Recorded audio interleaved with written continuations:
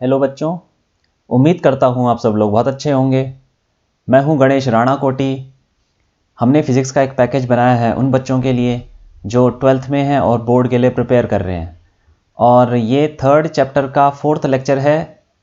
पिछले लेक्चर में हमने आपको क्विज़ दिया था, क्विज़ 3.3, तो उसी का सॉल्यूशन यहाँ पे देख लेते हैं।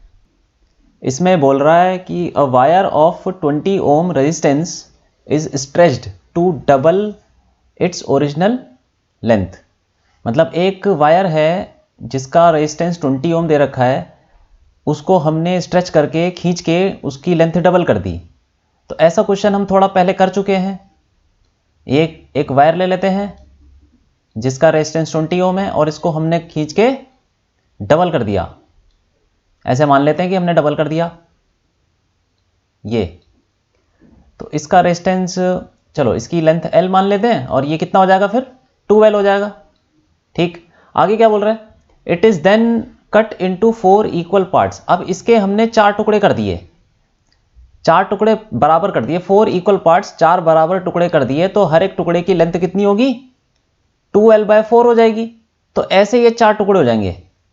आगे पढ़ लेते हैं क्या बोल रहा है। These parts are then connected in parallel across a 10 volt battery. अब वो 4 टुकड़े किए बराबर बराबर और उनको सबको पैरेलल में जोड़ दिया। तो देखो ऐसे किया इसने, यहां पे एक पार्ट ऐसे लगाया, ठीक है, इसके 4 टुकड़े किए ना, तो 4 हम बना लेते हैं, ऐसा बना लेते हैं एक।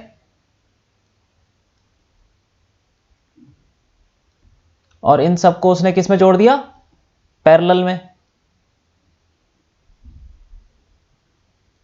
पैरेलल में एक बैटरी भी लगा दी उसने 10 वोल्ट की। तो इनको सबको साथ में जोड़ दिया ऐसे। पैरेलल का मतलब ऐसे ही जोड़ना होता है ना, तो इनको जोड़ दिया पैरेलल में और साथ में लगा दी 10 वोल्ट की बैटरी। अब क्या पूछ रहा है आगे वो बोल रहा है find the current drawn from the battery. मतलब बैटरी से कितना करंट पास करेगा, मतलब इसमें करंट कितना होगा इस वाली वायर में, आई वही करंट बैटरी से पास करेगा। तो वही पूछ रहा है वो कितना करंट इसमें होगा। अब पहले हम ये देख लेते हैं कि इसका रेजिस्टेंस दे रखा है, इनिशियल रेजिस्टेंस। ये रेजिस्टेंस इनिशियल रेजिस्टेंस मान लेते हैं कितना था, ρL/A।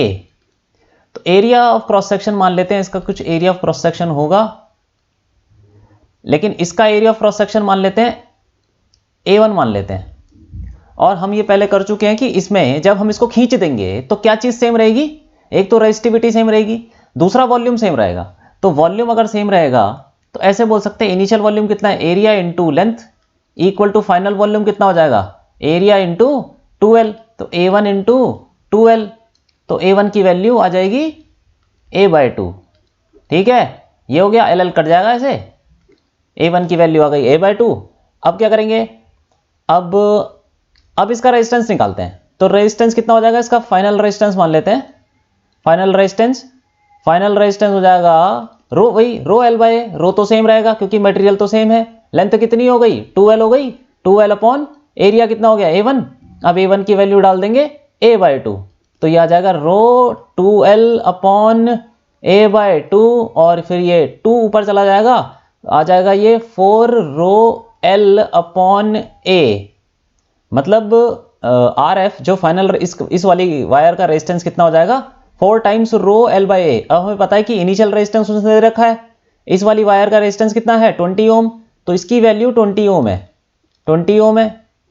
तो अब ρL/A 20 है, तो हम बोल सकते हैं रेजिस्टेंस फाइनल रेजिस्टेंस कितना हो जाएगा, इस वाली का रेजिस्टेंस जो हमने खींच दिया था उसकी लेंथ डबल कर दी थी, तो फाइनल रेजिस्टेंस हो जाएगा 4 टाइम्स ρL/A। और ρL/A हमें पता है 20 ओम है, तो फिर ये तो 4 इंटू 20 हो जाएगा, 80 ओम हो जाएगा।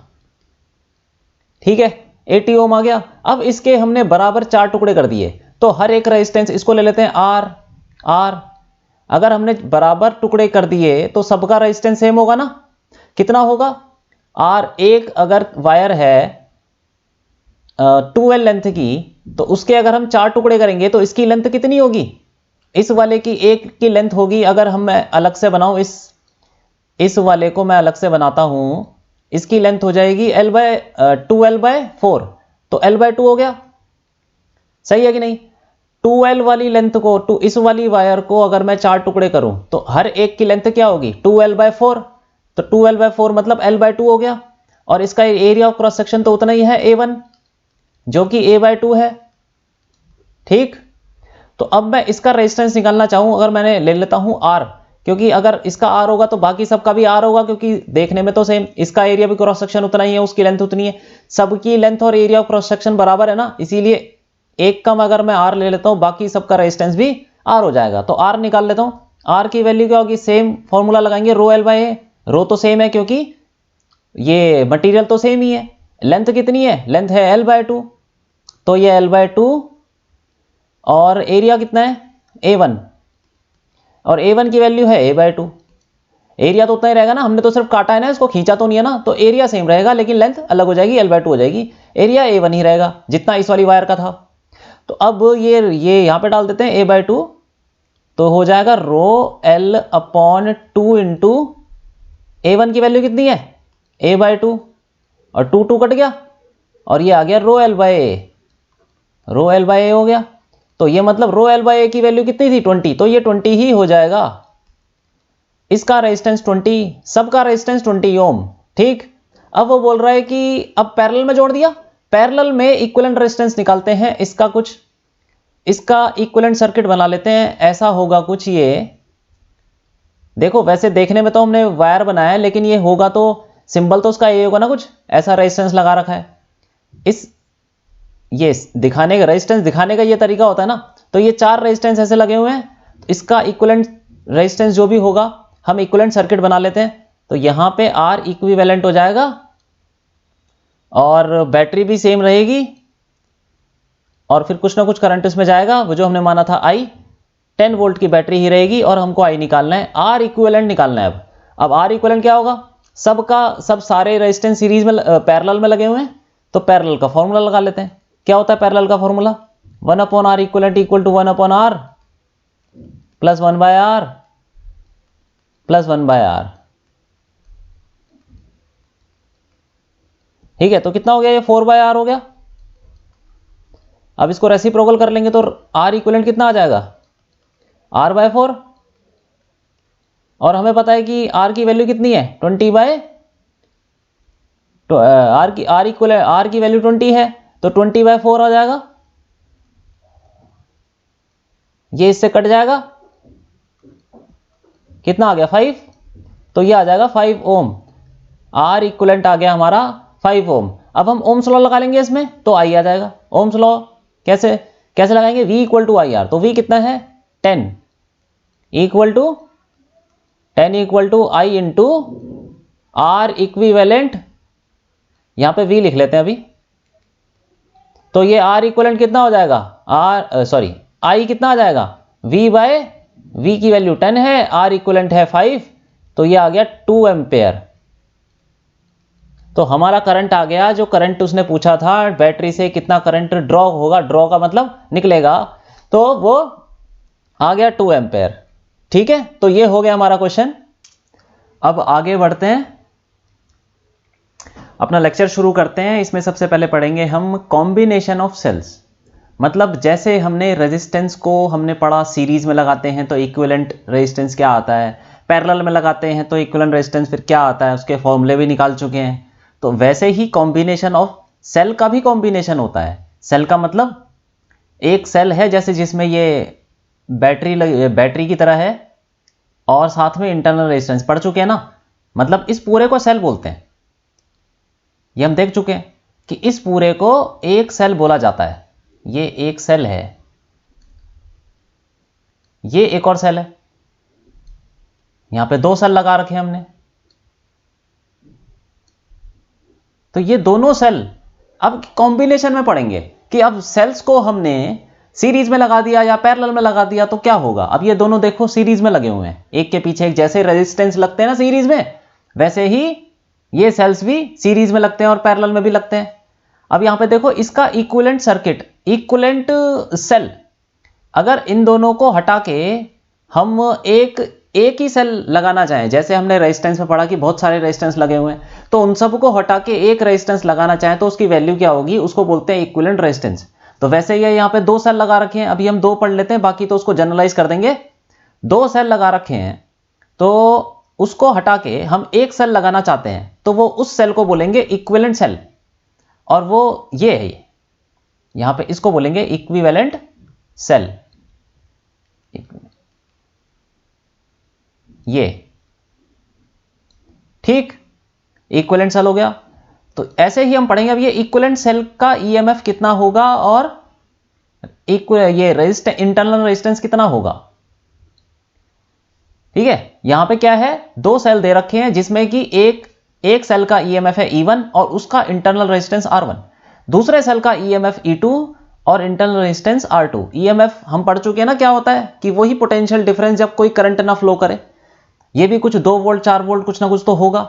ये पोटेंशियल डिफरेंस ही की तरह होता है कि अगर कोई करंट फ्लो ना करे तो कितना पोटेंशियल डिफरेंस होगा सेल के अक्रॉस, वही ईएमएफ होता है। ये इसकी डेफिनेशन हम देख चुके हैं। तो इसीलिए अब हम जब भी सेल की बात करेंगे तो हम उसमें ईएमएफ बोलेंगे। अभी तक तो हम बोलते थे ना कि बैटरी का पोटेंशियल है, या बैटरी इतने वोल्ट की है, लेकिन अब हम जब आगे बढ़ेंगे, जब इंटरनल रेजिस्टेंस भी आ जाता है तो उसको हम ईएमएफ की टर्म्स में बात करते हैं, उसके पोटेंशियल डिफरेंस को। ठीक है, तो एक ये ईएमएफ है, मतलब एक सेल है जिसका EMF E1 internal resistance R1, दूसरा cell EMF E2 internal resistance R2। इन दोनों को सीरीज में लगा दिया। अब सीरीज में लगाने का क्या मतलब है, सीरीज में लगाने का मतलब है कि 2 सेल्स, इसमें लिखा हुआ है 2 cells are set to be in series if 1 terminal of the cells are joint together. अगर एक टर्मिनल मतलब ये बैटरी होती है ऐसी, देखो वैसे तो देखने में ऐसी आपके घर में भी होगी ऐसी कोई बैटरी जिसमें पॉजिटिव ये होता है, एक नेगेटिव होता है, और एक और बैटरी मान लो ये डब्बे जैसी होती है, गाड़ी के अंदर भी होती है ना ऐसी बैटरी। तो वैसे ही समझ लो 2 बैटरी है, इन दोनों के पॉजिटिव वाला तरफ इस तरफ है, नेगेटिव वाला इस तरफ है, ये पॉजिटिव वाला और ये नेगेटिव वाला, ये पॉजिटिव नेगेटिव के साथ जोड़ दिया आपने। ठीक है, और ऐसे ऐसे रख दिया कि एक पॉजिटिव वाले की तार इधर जा रही है, नेगेटिव उस वाले दूसरे वाले बैटरी की नेगेटिव की तार इधर जा रही है, और इस वाले का नेगेटिव और पहली बैटरी का नेगेटिव और दूसरी बैटरी का पॉजिटिव दोनों जोड़ दिया आपस में। तो इसको बोलते हैं हम सीरीज में लगे हुए हैं दोनों। वैसे ही लगा हुआ है भी, देखो इसका पॉजिटिव कहां पर है, यहां पर है, नेगेटिव यहां पर है, और ये पॉजिटिव है यहां पे और नेगेटिव है यहां पे। तो हम ये बोलेंगे कि एक का पॉजिटिव दूसरे के नेगेटिव से जोड़ दिया, एक का नेगेटिव दूसरे के पॉजिटिव से जोड़ दिया, और बाकी जो दोनों एंड हैं वो ऐसे ही खाली छोड़ दिए। वहां से तो हम कुछ भी लगा सकते हैं, कोई लाइट लगा दी, कोई बल्ब लगा दिया, कोई फैन लगा दिया, वो अलग बात है। लेकिन ऐसे अगर हम लगाएंगे बैटरी को कि नेगेटिव, ये अभी तो हमने नेगेटिव और पॉजिटिव को साथ में जोड़ दिया ना, बाद में ये भी देखेंगे कि अगर सीरीज का मतलब ये होता है कि एक साथ जोड़ दिया, तो सीरीज में बैटरी को उल्टा भी करके लगा सकते हैं, लेकिन वो अभी देखेंगे बाद में। अभी हम ये देख लेते हैं कि ये नेगेटिव और पॉजिटिव, एक का नेगेटिव दूसरे के पॉजिटिव से जोड़ दिया और बाकी दोनों एंड ऐसे छोड़ दिए, तो इसका इक्विवेलेंट सर्किट कुछ ना कुछ ये बन जाएगा, इक्विवेलेंट सेल बन जाएगा। इसको दोनों सेल को हटा के हम एक सेल से रिप्लेस कर सकते हैं, और इसका ईएमएफ ले लिया हमने ई इक्विवेलेंट, और इसका रेजिस्टेंस इंटरनल रेजिस्टेंस ले लिया आर इक्विवेलेंट। तो इन दोनों की वैल्यू क्या होगी in terms of E1 E2 R1 R2, वो निकालेंगे। ठीक, चलो कर लेते हैं। अब हम इक्वेशन लिखेंगे पोटेंशियल की, ए से लेके बी तक जाएंगे, ए से लेके बी तक जाएंगे, और ये पोटेंशियल की इक्वेशन हम पढ़ चुके हैं, इसीलिए मैंने आपको उसमें समझाया था कि कैसे हम पोटेंशियल की इक्वेशन लिखते हैं, क्योंकि वो काफ़ी जगह यूज़ होता है, इसीलिए वो हमको आना चाहिए। ठीक है, और करंट की डायरेक्शन मान लेते हैं इधर है, ये लेफ्ट हैंड साइड पे, इसमें भी करंट उतना ही होना चाहिए। अगर सर्किट को इक्विवेलेंट बनाना है तो करंट उतना ही होना चाहिए, और ए और बी पॉइंट भी वहीं पर ही है इन दोनों के बीच में। तो यहां पे पहले इक्वेशन लिखते हैं ए से लेके बी तक, ए से लेके बी तक इक्वेशन लिखेंगे, पोटेंशियल एट ए क्या हो जाएगा VA। आगे बढ़ो, कैसे कैसे लिखते हैं बताओ। एक बैटरी आ गई, ये आ गया, ईएमएफ आ गया, बैटरी का पोटेंशियल आ गया कुछ, तो कितना होगा, प्लस से माइनस जा रहे हैं तो -E1 लिखना पड़ेगा, -E1। ठीक, यही सीखा है ना हमने कि प्लस से माइनस जाते हैं तो -E1 लिखते हैं। फिर उसके बाद देखो रेजिस्टेंस आ गया, तो रेजिस्टेंस में पोटेंशियल क्या होता है, V equal to I R होता है, लेकिन प्लस होगा कि माइनस होगा, वो होगा प्लस। क्यों? क्योंकि हम करंट की डायरेक्शन के ऑपोजिट जा रहे हैं, तो आएगा plus I into R one. ऐसे ही पढ़ा ना। फिर आगे बढ़ जाओ, फिर अगली बैटरी का पोटेंशियल आ गया, ये ईएमएफ आ गया, इसमें भी प्लस से माइनस जा रहे हैं, तो इसमें लिखेंगे माइनस E2। और उसके बाद यही करंट जो है पूरी तार में लेफ्ट हैंड साइड पे जा रहा है ना, तो इसमें भी तो लेफ्ट हैंड साइड में जाएगा, और हमारी डायरेक्शन है राइटवर्ड्स, तो ऑपोजिट टू करंट है। तो फिर हम बोलेंगे इसके अक्रॉस जो पोटेंशियल डिफरेंस होगा वो होगा IR2, लेकिन प्लस होगा कि माइनस होगा, ये दोबारा से प्लस होगा क्योंकि हम करंट के ऑपोजिट डायरेक्शन में जा रहे हैं, तो IR2 हो जाएगा। अब हम पहुंच गए सीधा इक्वल टू VB पे, यही लिखने का तरीका होता है, ठीक। अब देखो यहां पे बोल सकते हैं VA minus VB, VA minus VB निकालते हैं, VA माइनस VB क्या हो जाएगा, ये हो जाएगा, इन सबको उधर ले जाते हैं, E1 प्लस E2, ये दोनों तो प्लस हो जाएंगे ना उधर जाके, और ये दोनों माइनस हो जाएंगे, माइनस IR1 माइनस IR2, ठीक है। तो VA माइनस VB दोबारा लिख लेते हैं, इसको सिंप्लीफाई कर लेते हैं थोड़ा, कितना हो गया ये, E1 plus E2 minus I common ले लो, R1 प्लस R2, ये हो गया। अब ये तो हमने लिख दी पोटेंशियल डिफरेंस की इक्वेशन इस वाले सर्किट में, जब दो सेल लगाए हुए हैं सीरीज में। अब हम अगर इसका इक्विवेलेंट सर्किट बनाना चाहते, इक्विवेलेंट सेल बनाना चाहते हैं कुछ, तो इसमें भी पॉइंट वही होंगे A और B, करंट भी उतना ही होगा, पोटेंशियल डिफरेंस भी उतना ही होना चाहिए। अगर इक्विवेलेंट सेल बनाना चाहते हो तो VA माइनस VB की वैल्यू भी उतनी ही होनी चाहिए।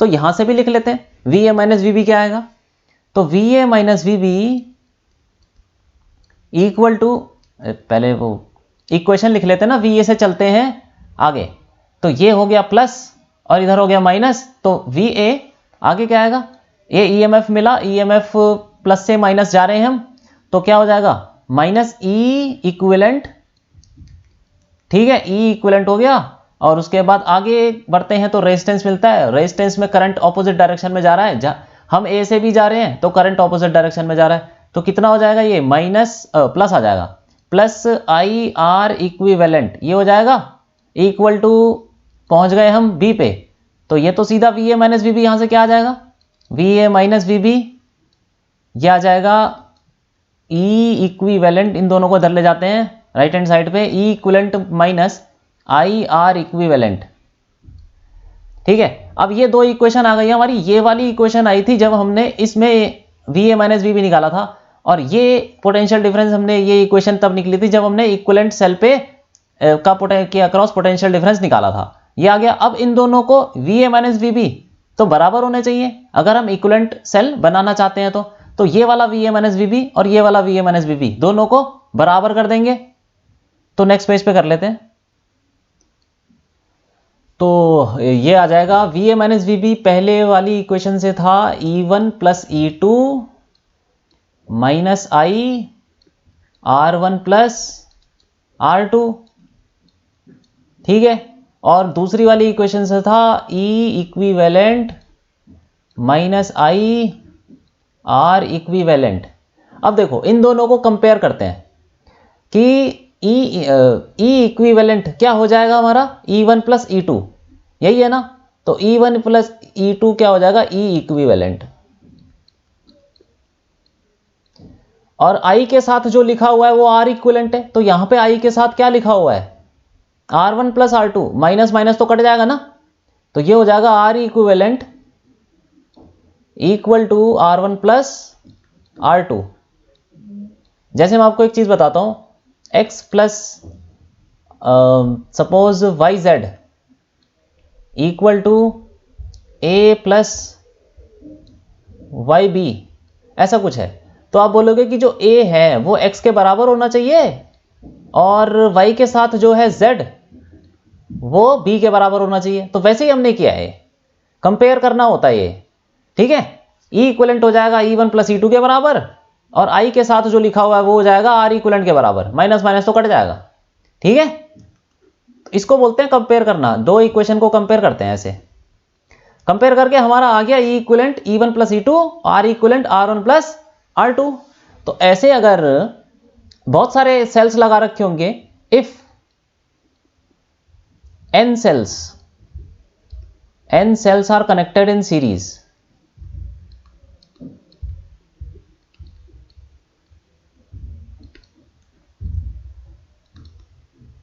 तो फिर उसका ई इक्विवेलेंट क्या होगा? तो ई इक्विवेलेंट हो जाएगा उस केस में E1 प्लस E2, सबको ऐड कर दो सीधा सीधा, प्लस E3 प्लस ऐसे चलते जाओ En, और आर इक्विवेलेंट क्या हो जाएगा? ये हो जाएगा R1 plus R2 plus R3, ऐसे चलते जाओ Rn। ठीक, तो यहां पे ऐसे बना लेते हैं, बहुत सारे सेल बना लेते हैं।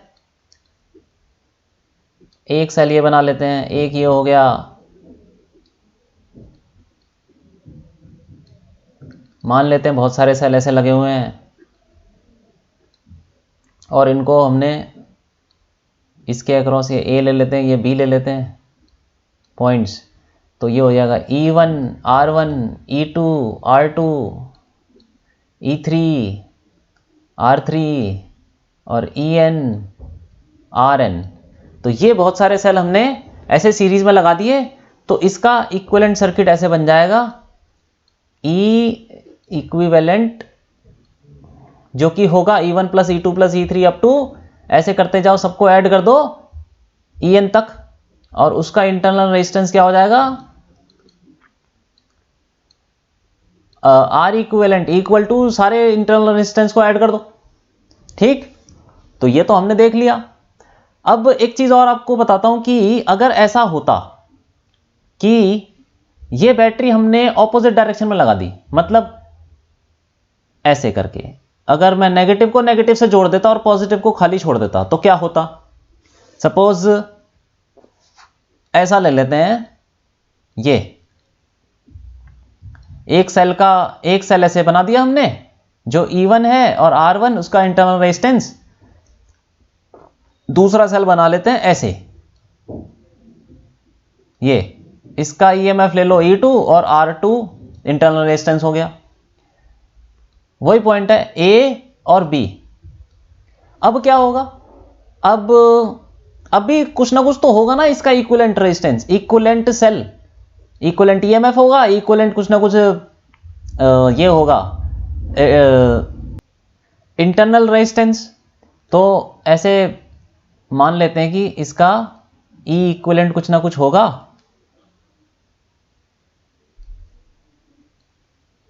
और R इक्विवेलेंट कुछ ना कुछ इसका भी कुछ ना कुछ होगा। तो यहां पे ये एक सेल है जिसका हमने पॉजिटिव और नेगेटिव को नेगेटिव से जोड़ दिया दूसरे सेल के, और ये पॉजिटिव। तो अब इनका इक्विवेलेंट रेजिस्टेंस कैसे निकालेंगे? देखो, कुछ नहीं करना, सिंपली जो ऑपोजिट डायरेक्शन में लगा दिया उसकी वैल्यू हम माइनस में रख देंगे। लेकिन रेजिस्टेंस वाला तो हमें रेजिस्टेंस की कोई डायरेक्शन नहीं होती, इसलिए रेजिस्टेंस तो ऐड ही होगा। ठीक है, लेकिन बैटरी की डायरेक्शन होती है कि प्लस इधर माइनस उधर। रेजिस्टेंस से तुम उल्टा भी जोड़ दो तब भी रेजिस्टेंस ही होगा। ठीक है, ऐसे नहीं होता कि रेजिस्टेंस की कोई डायरेक्शन हो, कैसे भी जोड़ दो रेजिस्टेंस ही रहेगा, प्लस माइनस नहीं होता। लेकिन EMF की डायरेक्शन होती है कि पॉजिटिव इधर नेगेटिव इधर पॉजिटिव, ऐसे करके। अगर देखो यहां पे तो बैटरी हमने ऑपोजिट जोड़ दी ना, तो यहां पे क्या हो जाएगा? इक्विवेलेंट। चलो इसको प्रूव कर लेते हैं। ये वैसे ही करते हैं जैसे हमने पहले किया था कि पोटेंशियल डिफरेंस की इक्वेशन लिखते हैं और फिर उसको कंपेयर कर लेंगे। तो पोटेंशियल डिफरेंस की इक्वेशन VA से लेके VB तक वैसे ही चलते हैं। मान लेते हैं इसके अंदर करंट है कुछ I, और इसके अंदर भी उतना ही करंट होना चाहिए I, और ये सेम पॉइंट A ले लेते हैं और ये B ले लेते हैं। अब ये VA से लेके B तक चलते हैं, तो इक्वेशन क्या होगी? VA माइनस, देखो ये आया ना, पहले EMF आ गया, प्लस से माइनस जा रहे तो माइनस E1 आएगा। उसके बाद ये इसके अक्रॉस पोटेंशियल डिफरेंस, रेजिस्टर के अक्रॉस पोटेंशियल डिफरेंस होता है IR। तो यहाँ पे लेकिन ऑपोजिट डायरेक्शन में करंट जा रहा है, हम जिस डायरेक्शन में जा रहे हैं उसके ऑपोजिट डायरेक्शन में करंट है, तो प्लस I R1 आ जाएगा, प्लस I R1। और फिर आगे बढ़ते हैं तो ये बैटरी, ये EMF मिलता है जो कि नेगेटिव से पॉजिटिव जा रहा है। तो इस बार हम लिखेंगे ई प्लस E2 और उसके बाद ये आ जाएगा कितना आ जाएगा, इसके अक्रॉस R2 के अक्रॉस पोटेंशियल डिफरेंस क्या होगा, IR2, लेकिन होगा प्लस का क्योंकि करंट तो ऑपोजिट डायरेक्शन में जा रहा है ना, जिस डायरेक्शन में हम जा रहे हैं उसके। तो ये आ जाएगा दोबारा से प्लस IR2 और इक्वल टू हो जाएगा VB के। अब लिखेंगे ये VA माइनस VB लिख लेंगे, कितना आएगा VA माइनस VB, कितना आ गया, इन सबको उधर ले चलते हैं तो ये आ जाएगा E1 माइनस E2 और आगे ये कितना हो जाएगा, प्लस माइनस आ जाएगा, माइनस IR1 माइनस IR2। ठीक, तो कितना आ गया ये VA माइनस VB आ गया E1 minus E2 minus I common ले लेंगे तो क्या आ जाएगा ब्रैकेट में R1 प्लस R2। अब हम same equation VA minus VB की यहां से लगाएंगे इक्विवेलेंट सेल से, तो कितना हो जाएगा बताओ, VA माइनस VB हो जाएगा, सॉरी इक्वेशन लिखते हैं प्रॉपर तरीके से, VA माइनस ये है देखो प्लस, ये है माइनस, तो VA माइनस, अब देखो यहाँ पे प्लस से माइनस जा रहे हैं तो E जो EMF आएगा वो माइनस E इक्विवेलेंट आ जाएगा। ठीक है, और उसके बाद रेजिस्टेंस के अक्रॉस पोटेंशियल डिफरेंस होता है IR और हम जा रहे हैं करंट के ऑपोजिट डायरेक्शन में, तो फिर प्लस IR आएगा तो यहाँ पे आ जाएगा I इंटू R इक्विवेलेंट। ठीक, और इक्वल टू हो जाएगा VB के बराबर। तो यहां से VA माइनस VB क्या आया, VA माइनस VB आ गया, इन दोनों को उधर ले जाते हैं राइट हैंड साइड में, तो E equivalent minus I R equivalent.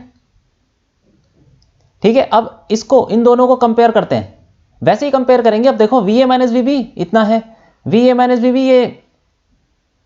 ये यहां से इस वाली, अब दोनों सेल्स को हमने एक साथ लिया था तो इस इक्वेशन से, इस यहां से इक्वेशन निकाली थी VA माइनस VB तो ये आ गया था, और यहां से इक्वेशन निकाली सेम VA माइनस VB तो ये आ गया। अब इन दोनों को कंपेयर करो, कंपेयर करके क्या पता चल रहा है कि E इक्विवेलेंट कितना हो जाएगा, E इक्विवेलेंट हो जाएगा E1 माइनस E2।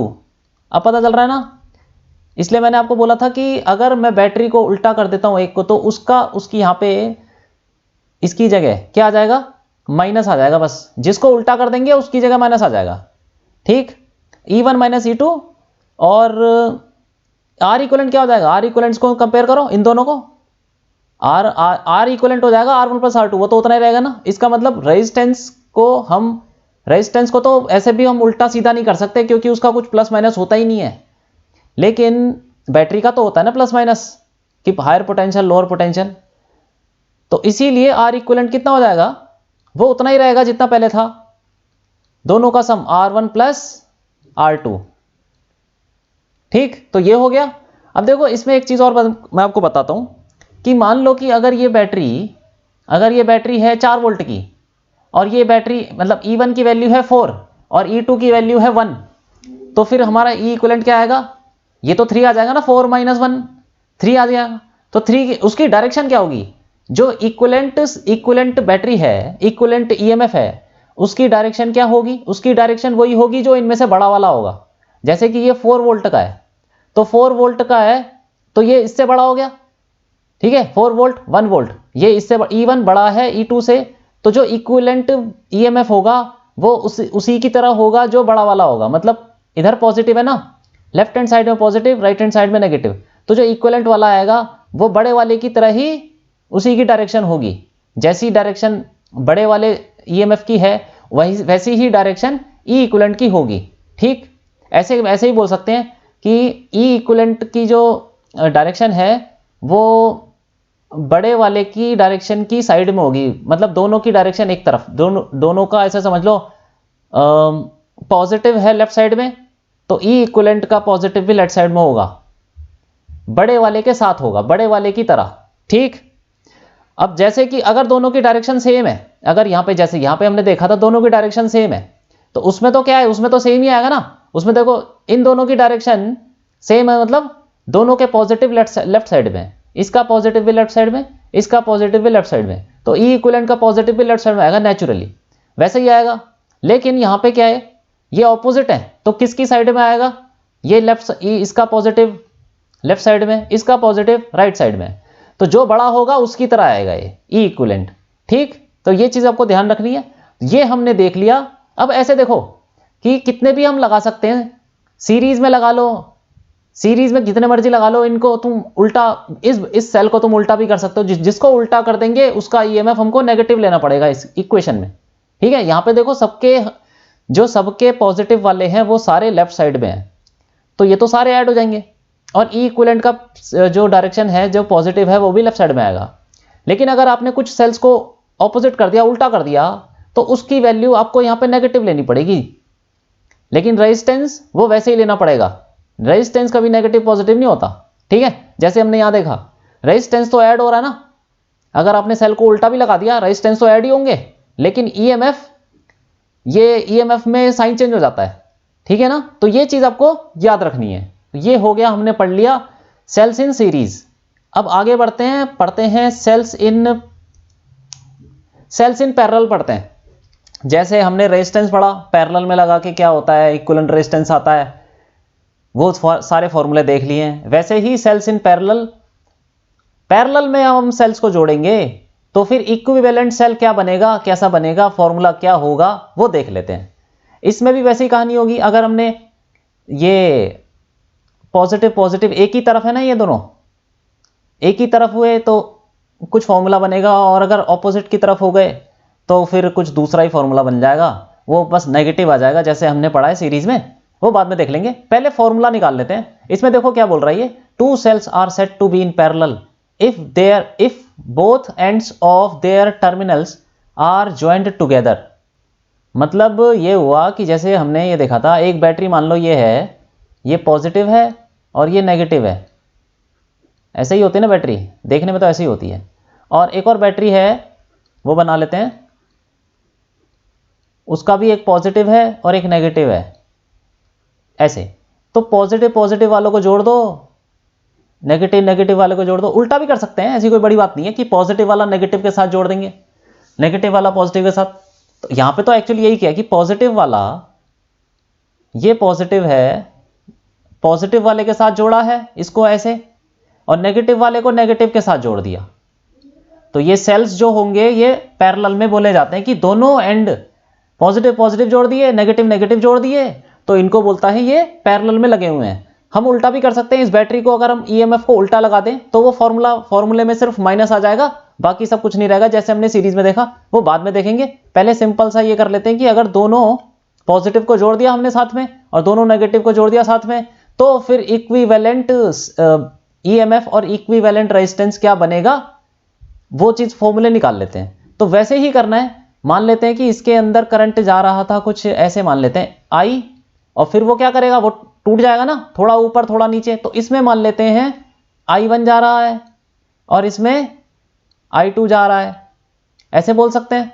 और जितना इन दोनों सेल को हम अगर रिप्लेस करना चाहते हैं एक सेल से, तो क्या होगा, इसमें जो करंट जा रहा है बी से जो करंट जा रहा है उतना ही तो करंट जाएगा ना, यहां पे भी सेम करंट जाएगा। अब तो यहां पे अलग होने का चांस नहीं है, क्योंकि अब हमने एक सेल से रिप्लेस कर दिया इन दोनों सेल को। लेकिन जो करंट बी से ए में जा रहा है वो एक्चुअली आई करंट है, वो बीच में अगर यहां पे टुकड़े हो गए, यहां पे बीच में टुकड़े होने का कोई रास्ता ही नहीं है, तो सारा का सारा करंट जाएगा ए, बी से लेके ए तक उतना ही जाएगा जितना इसमें जा रहा है यहां से बी से।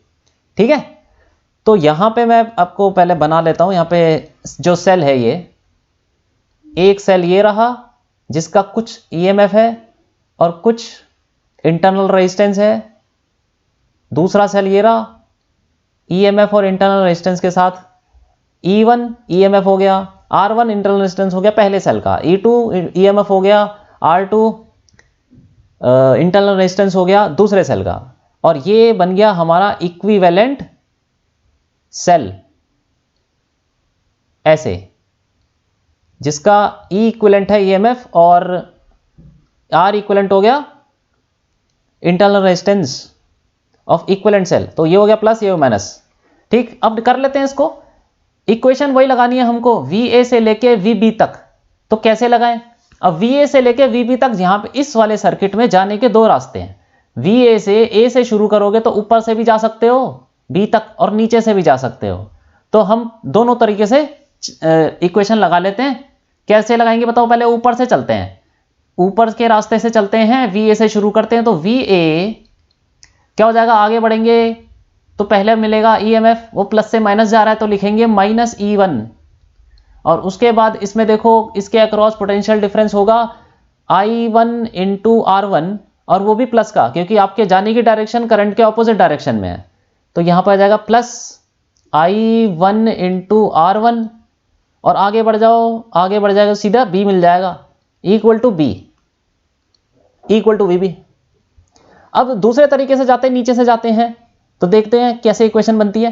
ए से शुरू करते हैं, तो VA आगे बढ़ो, क्या मिलेगा, ये EMF मिला, प्लस से माइनस जा रहे हैं तो माइनस E2, फिर आगे बढ़ जाओ, क्या मिलेगा, ये रेजिस्टेंस मिला, तो इसके across potential difference I2 R2, और वो भी प्लस का लेना है क्योंकि हमारे जाने की डायरेक्शन करंट के ऑपोजिट डायरेक्शन में है, तो plus I2 R2 equal to, आगे पहुंच गए तो VB आ गया, VB, तो यहां से VA माइनस VB निकाल लेते हैं पहले, VA माइनस VB क्या आएगा, यह आ जाएगा E1, इनको उठा के इधर ले जाते हैं राइट हैंड साइड में, तो E1 माइनस I1 R1, और यहां से VA माइनस VB क्या आएगा, ये भी वही आ जाएगा, ऐसा कुछ, इन दोनों को उठा के इधर ले जाओ राइट हैंड साइड में, E2 माइनस I2 R2, ये दो हमने पोटेंशियल डिफरेंस की इक्वेशन बना दी।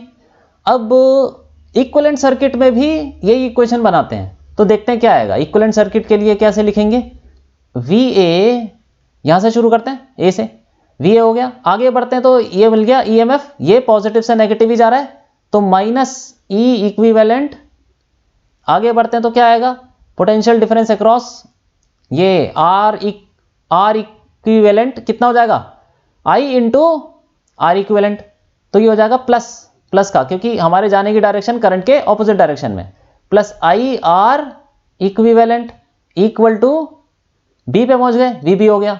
अब इसमें VA माइनस VB क्या होगा, VA minus VB, VA minus VB equal to E equivalent हो जाएगा माइनस IR इक्विवेलेंट, ठीक। अब ये तीनों देखो पोटेंशियल डिफरेंस बराबर होने चाहिए, तो ये बराबर होने के लिए हम इनको कंपेयर कर लेते हैं। चलो पहले, अभी कंपेयर नहीं कर पाएंगे क्योंकि करंट देखो अलग अलग है ना, तो पहले हम कुछ ऐसा बनाते हैं कि कंपेयर करने लायक इक्वेशन बना लेते हैं। तो इन दोनों इक्वेशन को, इस वाली इक्वेशन से I1 निकालते हैं, तो I1 क्या आएगा बताओ, I1 आएगा, I1 इक्वल टू E1, नहीं ऐसे नहीं करेंगे, VA minus VB, VA minus VB upon, नहीं ऐसे नहीं करेंगे, VA minus VB minus E1, VA minus VB को हम कुछ VB बोल सकते हैं। एक काम करते हैं, थोड़ा इसको ना एक वैल्यू दे देते हैं, let VA minus VB equal to, let VA minus VB equal to V, ऐसे बोल देते हैं, ठीक है। तो क्या हो जाएगा बताओ, I1 क्या हो जाएगा, I1 equal to V minus V नहीं E1, I1 R1 को उठा के लेफ्ट हैंड साइड में लाओ, तो E1 minus VA minus VB हो जाएगा। तो VA माइनस VB को तो हमने V लिया है, तो E1 minus V, E1 minus V upon क्या हो जाएगा, अपॉन R1। ऐसे ही R2 निकालो, क्या हो जाएगा,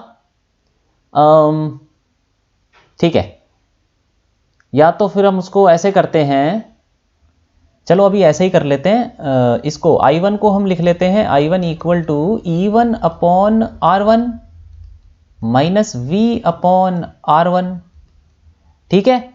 अब ऐसे ही I2 लिख लेते हैं हम, I2 क्या हो जाएगा, यहां पे हो जाएगा E2 minus V upon R2, और इसको अलग अलग लिख लेते हैं, तो ये हो जाएगा I2 equal to E2 upon R2 minus V upon R2।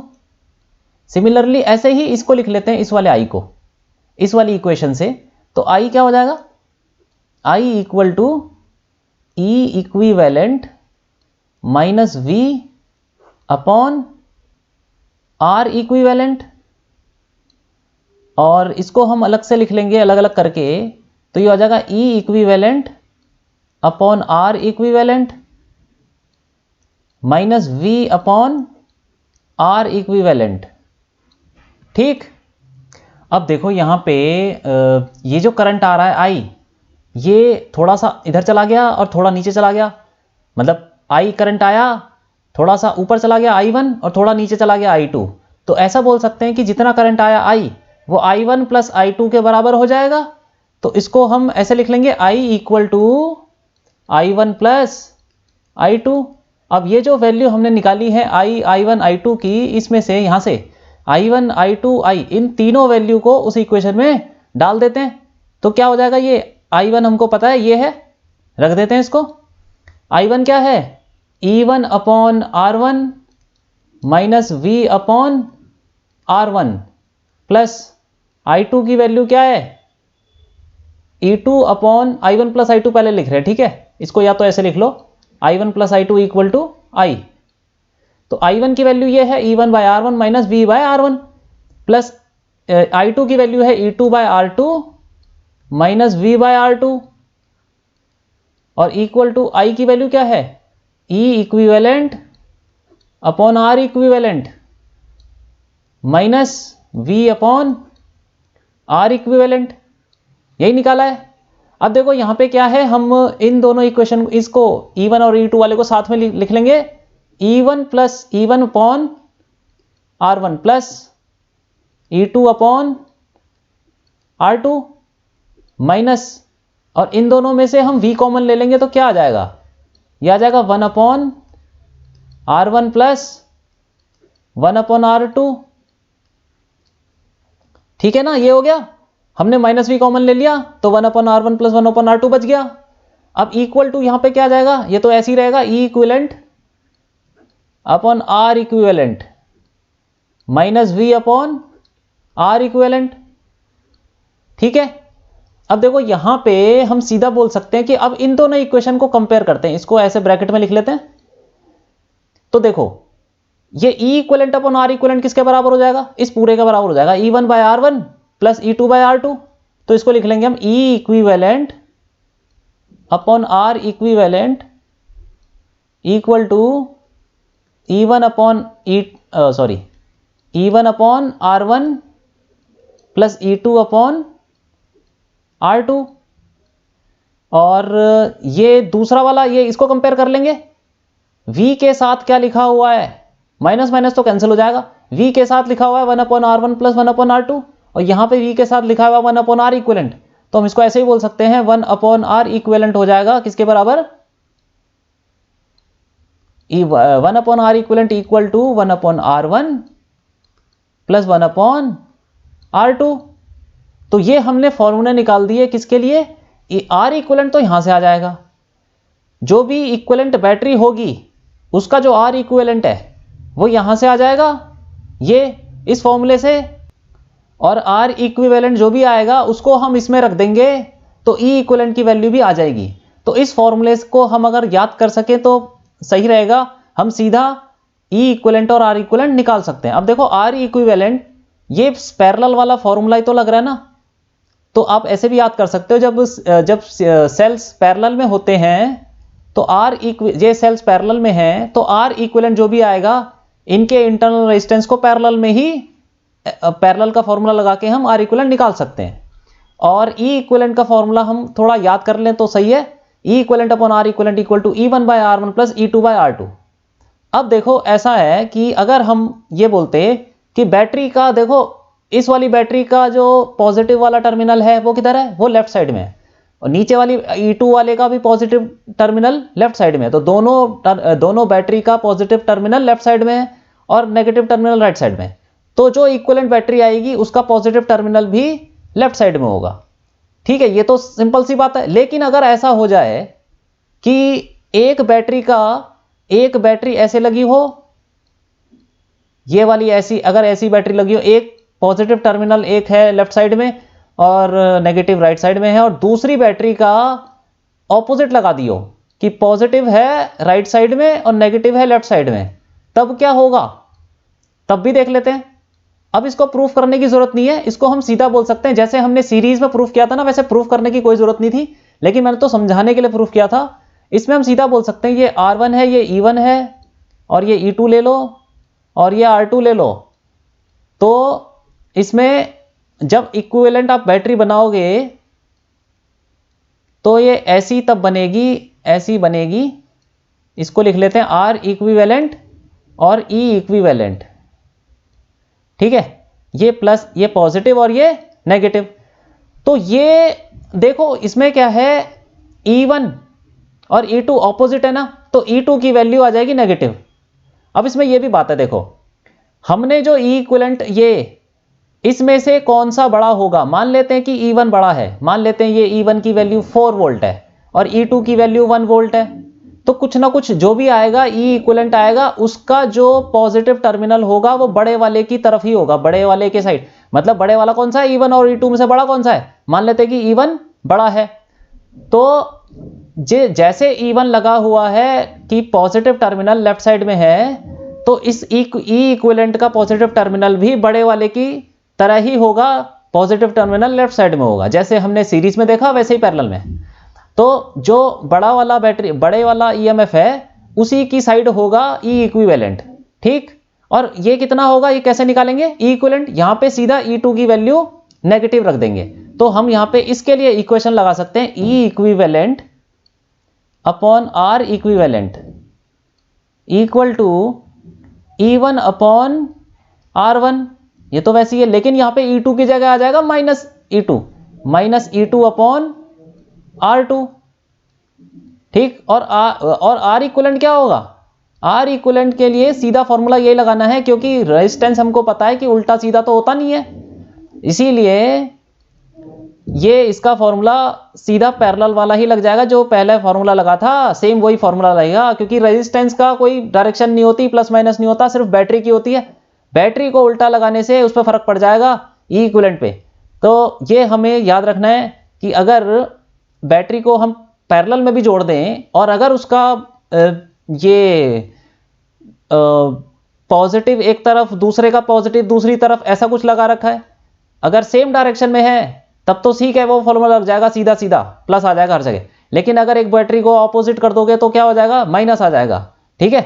और जो E इक्विवेलेंट का जो पॉजिटिव नेगेटिव है वो किस तरफ आएगा, वो उसी तरफ आएगा जिस तरफ E1 या E2 में से जो बड़ा होगा।